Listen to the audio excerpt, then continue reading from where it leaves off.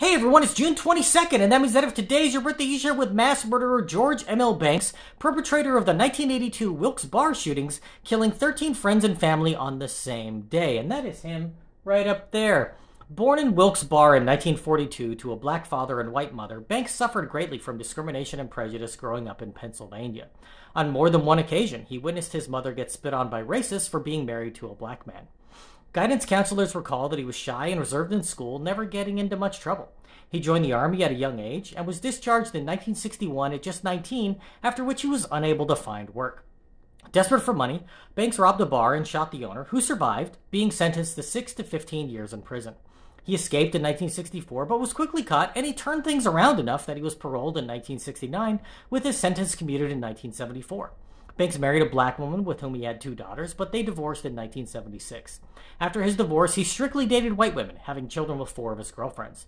Despite his criminal past, Banks began working as a prison guard in 1980, and in 1982 he had a rather complicated home life, living with 3 of his ex-girlfriends and their children under the same roof. After repeated incidences of domestic violence, one of his exes left for a battered women's shelter, but she eventually returned to the home. He began to tell coworkers that he felt a race war was coming, and that he wanted the children he had with his white girlfriends to be spared the torment and agony of racism. Banks threatened suicide and was put on a leave of absence, being urged to seek psychiatric help.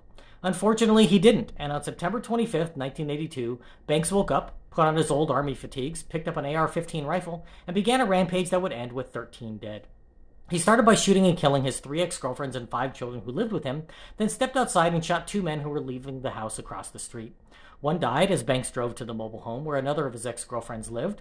He shot and killed the ex-girlfriend, her mother, their son, and her nephew, with the only survivor being one child who hid in a closet. After carjacking a vehicle, Banks drove around, took a nap, and eventually went to his mother's house, where he confessed to her what he had done. The police responded to the mobile home park and immediately recognized the connection to the shootings earlier that morning. Banks fled to a vacant rental house where a standoff with police ensued. He eventually surrendered after authorities lied to him, saying that his blood was needed to save the life of his wounded children, who were actually already deceased. They went so far as to have a local radio station report that blood was needed for them to survive, and after 4 hours he turned himself in. Banks was convicted of multiple counts of murder and sentenced to death, but was later deemed to be mentally unfit for the death penalty, and he remains in prison to this day.